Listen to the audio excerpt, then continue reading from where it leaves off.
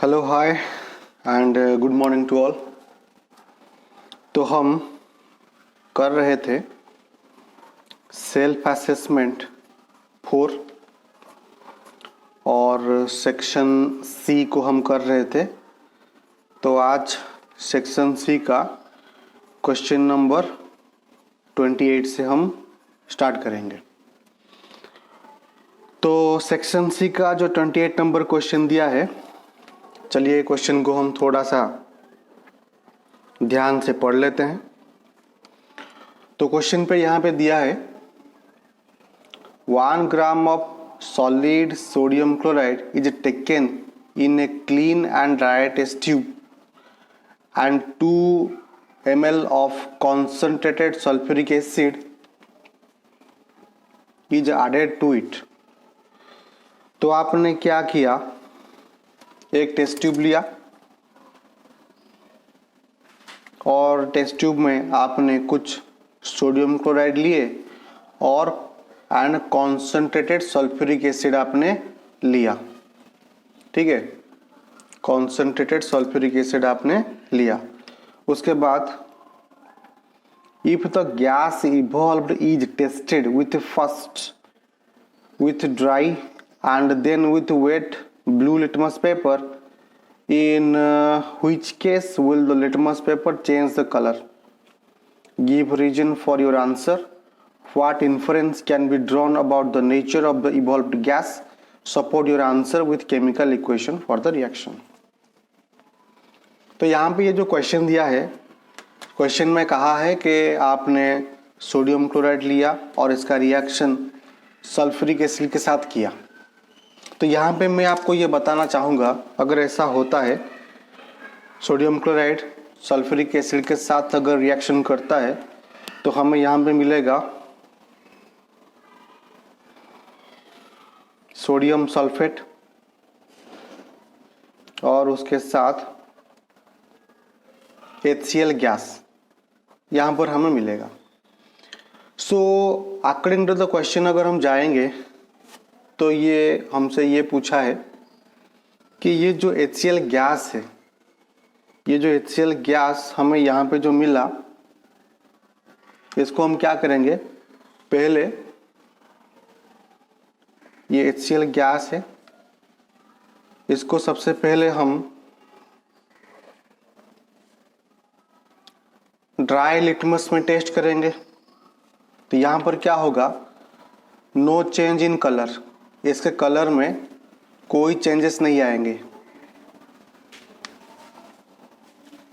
क्योंकि ये जो HCl होता है, हम जानते हैं कि HCl जो है ये एक एसिड है, लेकिन जो एसिड होती है ये अपनी जो प्रॉपर्टी है सिर्फ और सिर्फ वाटर के प्रेजेंट में ही शो करता है।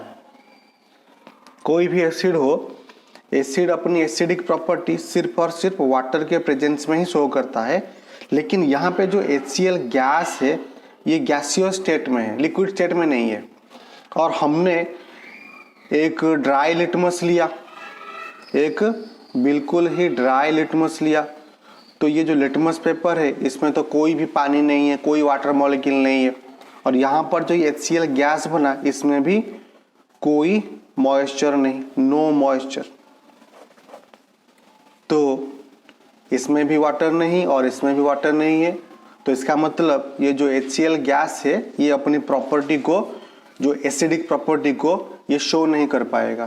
तो जिसके चलते क्या होगा, ये अपनी एसिडिक प्रॉपर्टी शो नहीं कर पाएगा, तो जिसके चलते लिटमस का कलर बिल्कुल भी चेंज नहीं होगा।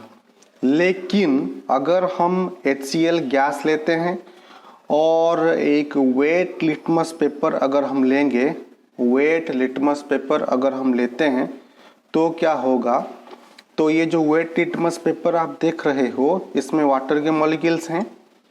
तो HCl गैस को अब वाटर मिल गया, तो इसका मतलब जो HCl गैस है अब ये आयोनाइज हो जाएगा, आयोनाइज हो जाएगा, मतलब H positive and Cl negative ion बनाएगा। तो जिसके चलते अगर यहाँ पे आपने ब्लू लिटमस लिया है तो इसका जो कलर होगा वो रेड कलर में बदल जाएगा।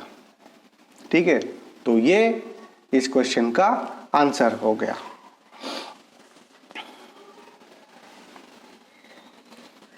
अब नेक्स्ट क्वेश्चन नंबर 29 को देखेंगे। क्वेश्चन नंबर 29 को थोड़ा ध्यान से पढ़ेंगे हम। Mention the pathway of urine starting from the organ of its formation. अब यूरिन का पाथवे पूछा है।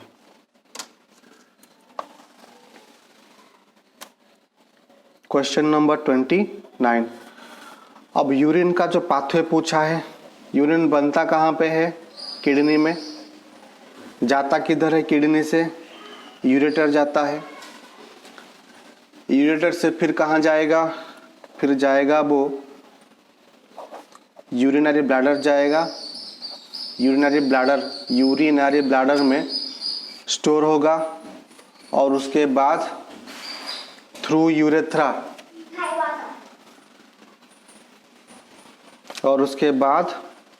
यूरेथ्रा ये बाहर निकल जाएगा।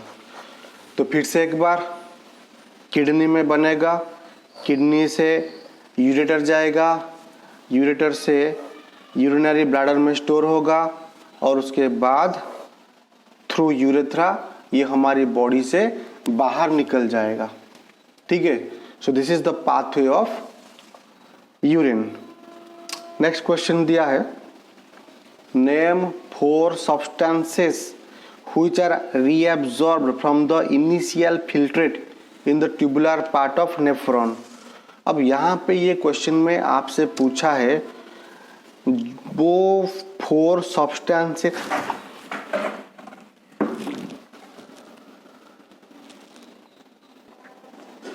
अब यहाँ पे पूछा है ऐसे 4 सब्सटेंस का नाम बताइए जो नेफ्रॉन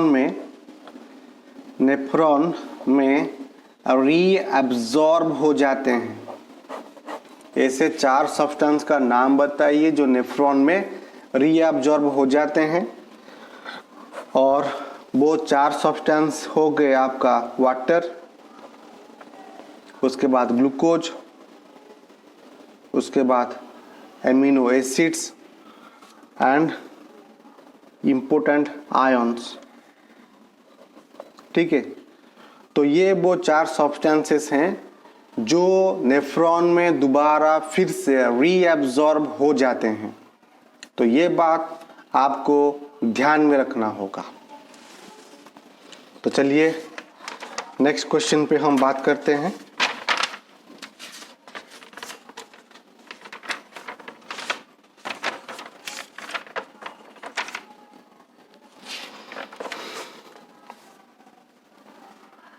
क्वेश्चन नंबर 30।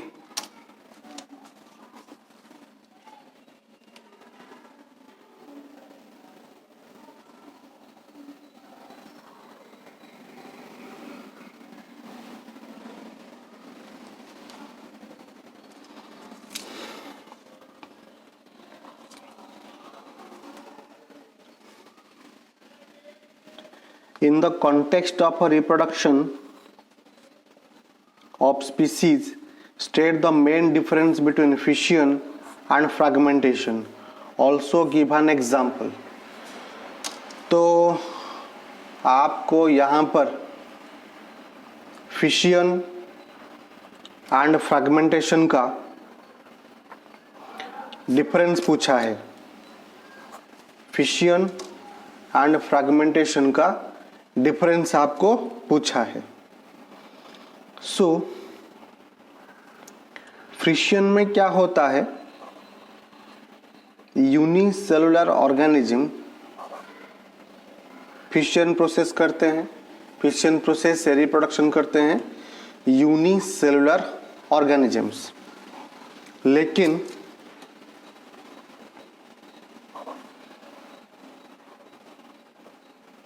फ्रैगमेंटेशन में क्या होता है, मल्टी सेलुलर ऑर्गेनिज्म इस मेथड से रिप्रोड्यूस करते हैं। ठीक है, और उसके बाद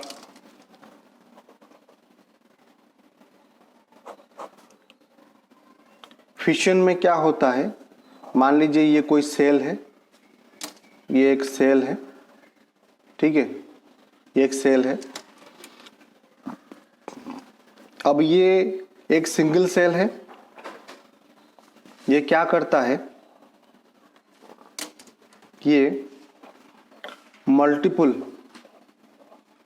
एक से ज़्यादा सेल में डिवाइड हो जाता है। This is multiple fission. लेकिन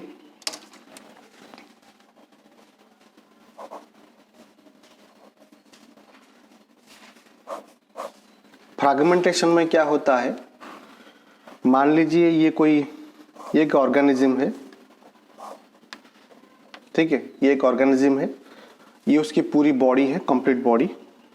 अब ये ऑर्गेनिज्म क्या करता है, जब ये मैच्योर हो जाता है तो ये अपने बॉडी के पार्ट को 3 टुकड़ों में डिवाइड कर देता है। तो ये पहले पार्ट को मैंने नाम दे दिया ए, दूसरा पार्ट बी, तीसरा पार्ट सी। तो ये क्या होता है, अब ये जो ए पार्ट है, इस ए पार्ट से क्या होगा, B part and C part grow करेगा। उसके बाद जो बी पार्ट है, बी पार्ट से A and C part grow करेगा। उसके बाद जो सी पार्ट है, जो सी पार्ट है, सी पार्ट से ए एंड बी पार्ट भी ग्रो करेगा। So this method of reproduction is known as fragmentation. और ये जो ऑर्गेनिज्म करता है उसका नाम है स्पाइरोगाइरा। जो ऑर्गेनिज्म इस फ्रैगमेंटेशन मेथड से रिप्रोडक्शन करता है और उसका नाम है स्पाइरोगाइरा। तो नेक्स्ट क्वेश्चन पे बात करते हैं।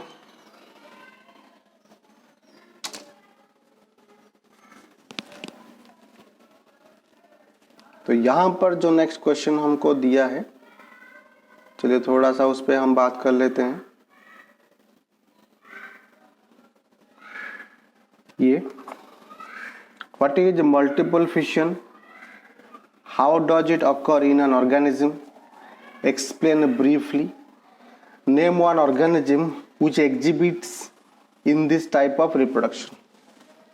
मल्टीपल फिशन क्या होता है, देखिए फिशन में क्या होता है, जो यूनिसेलुलर ऑर्गेनिजम्स होते हैं वो ज़्यादातर इस मेथड से रिप्रोडक्शन करते हैं। और फिशन में क्या होता है, एक सेल अपने आप खुद डिवाइड हो जाता है।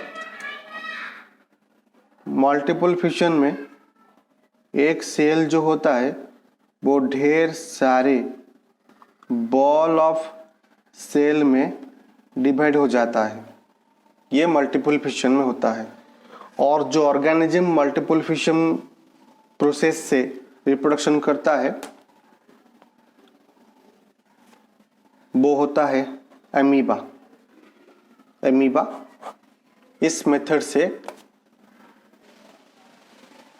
ये जो एमीबा होता है ये एग्जाम्पल ऑफ बाइनरी फिशन। और प्लाज्मोडियम होता है, प्लाज्मोडियम ये एग्जाम्पल होता है मल्टीपल फिशन का एग्जाम्पल। ठीक है, चलिए फिर नेक्स्ट क्वेश्चन पे बढ़ते हैं आगे। नेक्स्ट क्वेश्चन नंबर 31 पे हम बात करेंगे। यहाँ पे क्वेश्चन दिया है व्हाट इज विजिबल स्पेक्ट्रम। अब ये विजिबल स्पेक्ट्रम क्या होता है, उसके बाद why red used as the stopping light at traffic signal. आपने देखा होगा कि जो ट्रैफिक सिग्नल्स होते हैं, ट्रैफिक सिग्नल्स में रेड लाइट का इस्तेमाल किया जाता है। ऐसा क्यों किया जाता है। और उसके बाद 2 triangular glass prisms are kept together connected through their rectangular side. A light beam is passed through one side of the combination. Will there be any dispersion? Justify your answer. तो टोटल हमें यहाँ पे 3 questions दिया है। चलिए पहला question को हम सॉल्व कर लेते हैं।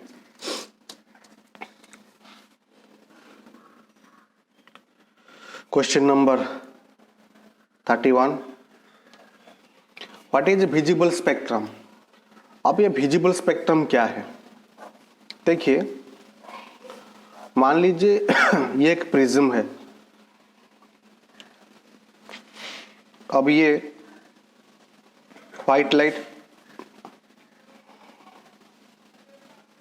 इंसिडेंट हुई, प्रिज्म में थोड़ा सा बेंड करेगी और उसके बाद क्या होगा, यहां से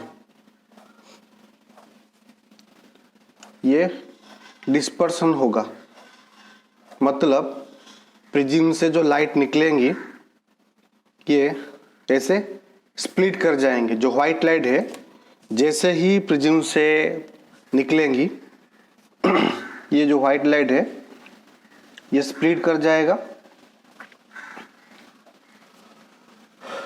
violet, indigo, blue, green, yellow, orange, red.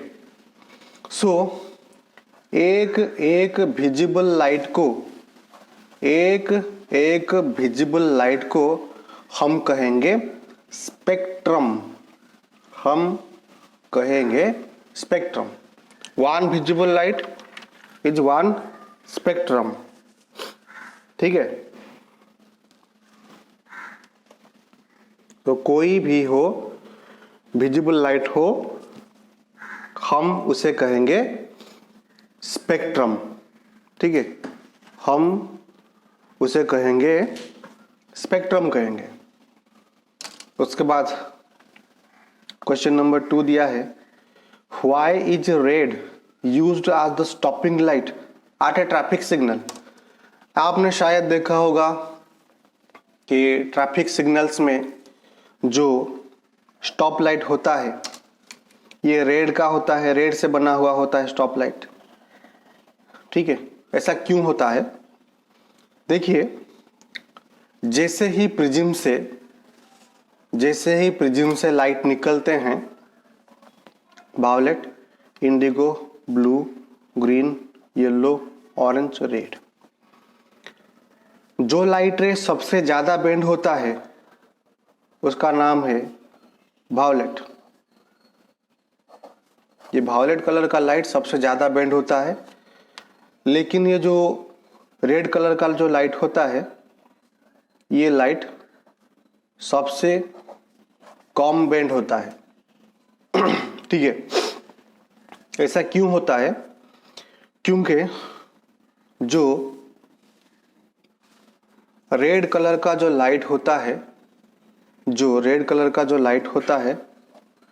Red light जो होता है, इसकी जो वेवलेंथ होती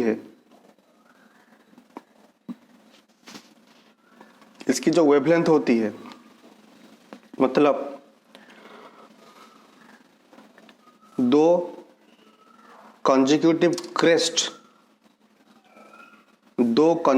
क्रेस्ट के बीच में ये जो डिस्टेंस है, इस डिस्टेंस को कहा जाता है wavelength.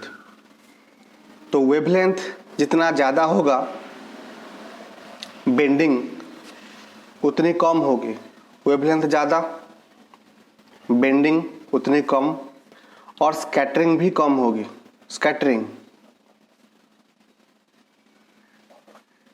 Wavelength high, bending low and scattering भी लो। तो जिसके चलते क्या होगा, ये जो रेड लाइट है ये बहुत ही कम स्कैटर करेगा और हमें बहुत दूर तक दिखाई पड़ेगा। तो इसीलिए जो रेड लाइट होता है ये डेंजर या फिर सिग्नल लाइट में इसका इस्तेमाल किया जाता है। ठीक है, तो चलिए नेक्स्ट क्वेश्चन पे बात करेंगे। यहां पे जो थर्ड क्वेश्चन दिया है, two triangular glass prisms are kept together, connected through their rectangular side. A light beam is passed through one side of the combination Will there be any dispersion? Justify your answer. तो यहाँ पे ये एक glass prism है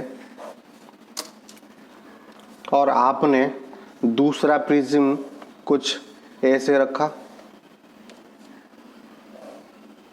ठीक है। तो ये दोनों मिलकर एक रेक्टेंगुलर शेप बना रहे हैं। This is prism 1 and this is prism 2। तो कोई लाइट रे अगर ऐसे एक प्रिज्म में व्हाइट लाइट एंटर किया तो क्या होगा? यहाँ पर बेंडिंग हो जाएगी और जैसे ही ये रेड प्रिज्म से लाइट निकलेगा, जैसे ही रेड प्रिज्म से लाइट निकलेगी तो सबसे ज़्यादा बेंड करेगा वायलेट एंड सबसे कम बेंड करेगा रेड, ठीक है, कुछ ऐसे। उसके बाद ये दोनों क्या करेंगे? प्रिज्म में क्या करेंगे? ये फिर से ऐसे एंटर करेगा और ये जो रेड है ऐसे बेंड करेगा और उसके बाद ये वायलेट एंड रेड, सिर्फ वायलेट एंड रेड नहीं है, जो 7 कलर्स होते हैं यहाँ पर, ये जो व्हाइट लाइट है टोटल 7 कलर में टूट जाएगा और ये 7 कलर इस प्रिज्म के अंदर एंटर करेंगे और फिर यहाँ से जो 7 कलर्स हैं यहाँ पर सारे कलर मिलके वही वाइट कलर ही बनाएंगे। तो यहाँ से एंटर किया था वाइट कलर, फिर इस प्रिज्म P1 में 7 कलर में टूट गया। उसके बाद ये जो 7 कलर्स हैं ये प्रिज्म P2 में एंटर किए और सारे कलर रिकम्बाइन हो गए और उसके बाद जैसे ही निकले सारे कलर मिलके वाइट कलर बना के निकल गए प्रिज्म नंबर 2 से, ठीक है। तो ये था इसका आंसर। चलिए नेक्स्ट क्वेश्चन पे हम बात करते हैं।